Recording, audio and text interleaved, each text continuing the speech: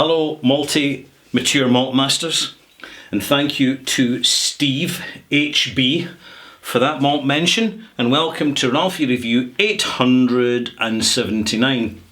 Now, I have mentioned 879 in Ralphie Review 878, but this is definitely it for real, to avoid any confusion. On with the show. I have a bottle of single malt. It's a bottle I come back to over the years. I buy a bottle, really enjoy it, and then a few years later I buy another bottle. It's called Anok, and it's 18 years old, and you may be interested to know that it's bottled at 46% volume, unchill filtered, and natural colour, which makes it an integrity bottling of an older matured whisky at, well, if you're in the UK anyway, at an accessible price. It states it on the label where it should be. So it's all looking good. And it's the sort of bottle of whisky that it wouldn't do you any harm to buy a bottle or two and put it away for a few years, because it's not going to change in the bottle. It's going to stay exactly the way it is, so long as you store the bottle upright and away from direct sunlight and in a cool place. I know of some malt mates who actually have a fridge. I kid you not. It's like a kind of chest freezer fridge in the end, and it's acting basically like a temperature control cabinet, and because they happen to live near the tropics, that's how they store their spirits. And not only that, but when they take the spirits out, they bring out a glass from their storage cabinet, so the glass itself is cooler than the ambient temperature. And if it works, fantastic. To be honest, I'd probably do the same. Fortunately, I live in what's classified as a cold northern climate, further north actually than Moscow. So we're well up in the northern hemisphere where I am in the Irish Sea. However, we do get the benefit of the Gulf Stream, which brings some warm water all the way from the Caribbean. And I tell you what, malt mates, it's much appreciated. And I tell you what, I much appreciate buying myself another bottle of this. I've already poured a glass. It's sitting, settling nicely, oxidising slightly, opening up, doing its magic, and reminding me every time I taste it that I left it too long since I bought my last bottle. Unpeated, fresh fruit, refreshingly astringent. A few years ago, not a popular style of single malt. It's really more of a apple intense version of Glenfiddich. You could look at it in that respect. It's not to be confused, by the way, with Knockando single malt. But Anok comes from the Knockdhu distillery. So there is no Anok distillery. So that's another little peculiar eccentricity to be aware of. But I have to say, it's so refreshing to come back after the last time I reviewed this was in 2015, so it's about 6 years ago. 6 years. And they've not changed the packaging, they've not changed the presentation, they've not got the marketing team in to rejig it and put a brighter label on and different shape of bottle. And I have to say, Anok, a wee message from all the malt mates that form my audience. Thank you very much for not messing about with the presentation, because frankly, I'm getting more and more pissed off with it when other brands are doing it. Because increasingly I see it as a subtle cover-up for changing the profile of their whisky to make it sweeter and perhaps a little less substantial. That's what I perceive happening.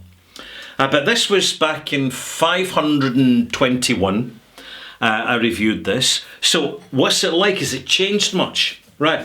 Well, I could smell it and taste it and tell you, oh, it's this, that and all the rest of it. But it's not changed at all. It's as fresh, as delicious, as substantial, as worthwhile as it's always been. The quality has not dropped one single point.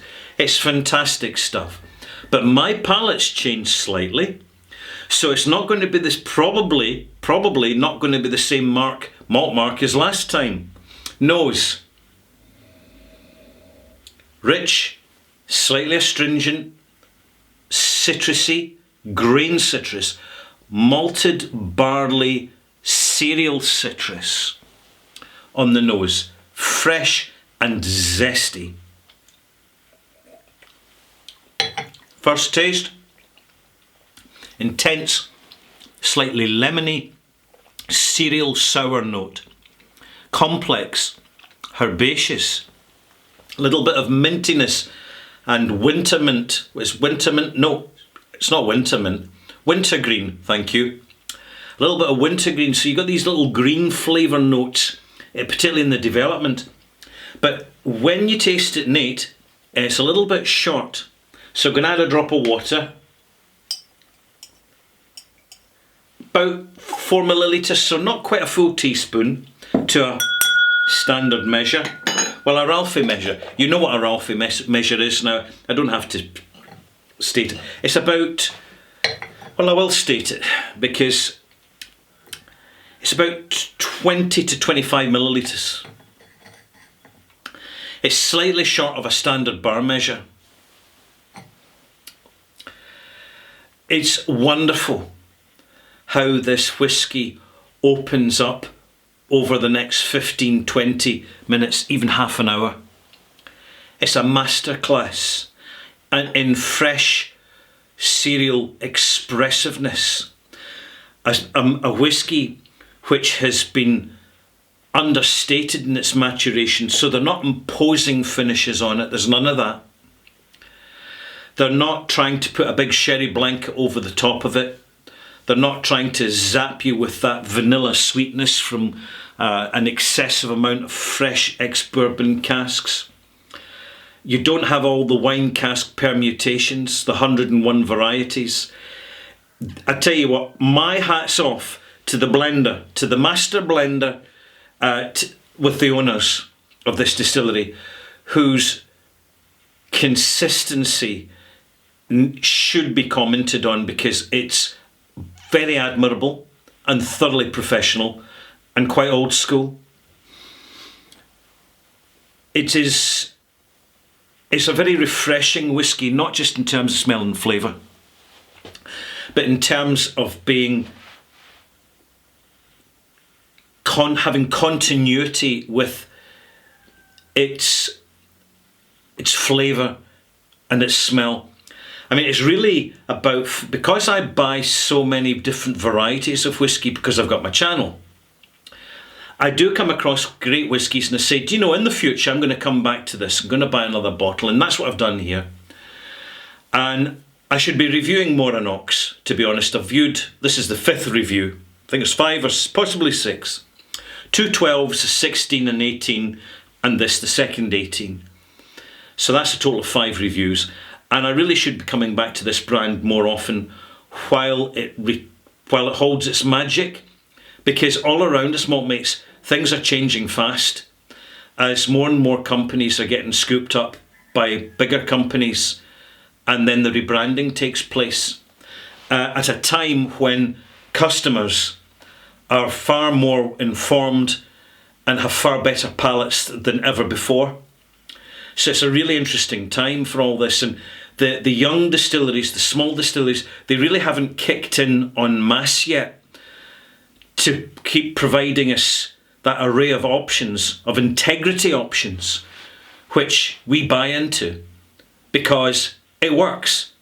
We know from experience, not from what we're told, but from what we find for ourselves, trusting our own judgment. And it's bottles like this that you want to buy 1 or 2 and put them aside, because goodness knows, it's not as if we're at the end of change now and suddenly everything's going to go stable again. I think the dramatic change, I didn't anticipate that it would be as dramatic as it is and as extensive as it is, but it's far from finished yet. But back to a knock. That was a wee distraction there, a wee detour, but it was useful because it kind of helped this to settle down and open up with the water in it. Bring my nose back to it. Softer, much more floral on the nose. Honeysuckle, some fresh lilies, slight summer fruit note, white fruits, grapefruit and melon. So a little citrus note still in there. Some nice soft understated vanilla, and of course the backbone of this malt is that barley sugar dry cereal personality.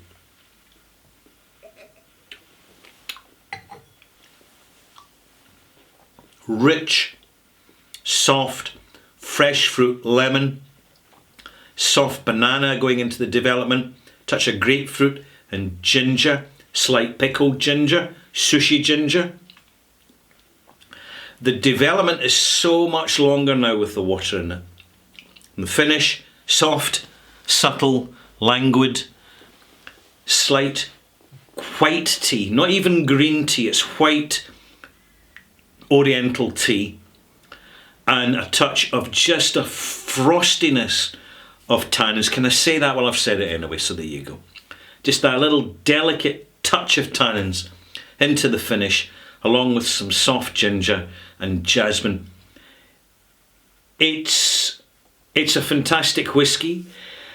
What I recommend is be patient with it, because it needs time to get to that special place where it presents itself at its best, and you do need to add water. I know there's industry professionals that never add water, blah blah blah. That suits them. That suits them. At least they get consistency in their experience. But no, water makes all the difference. A little bit of slight Scotch mist appearing into the glass now. Not a lot though. But there you go. A bottle that tells you it's natural colour and looks natural colour. Malt mark. It's got to be a good one. Got to be a good one. Yeah. 90. 90 out of 100. Now I can hear my critics already. Hey Ralphie, Anok is not that 5-star single malt distillery. It's a 3-star single malt distillery. You can't be giving it such high marks. Well, yes I can, because this is an integrity bottling. Malt makes, these are getting scarcer and scarcer these days. We've got to acknowledge the value of integrity, of 46% unchill filtered natural colour. It matters more now than ever before. It becomes an intrinsic component of the quality of our experience, and of course it's reflected in the marks. I'm giving this 90 out of 100 because it's just an honest, old school, well blended, understated, not messed about with single malt whiskey, and that's a damn good reason to give it a good mark. I'm Ralphie. Join me soon for Ralphie Review 879 Extras, in which I'll be presenting my overview of a non-age statement whiskey, which is particularly good, but I'm not reviewing it because I don't review them. There's only one way to find out what it is, malt mates. You're going to have to watch. Bye-bye.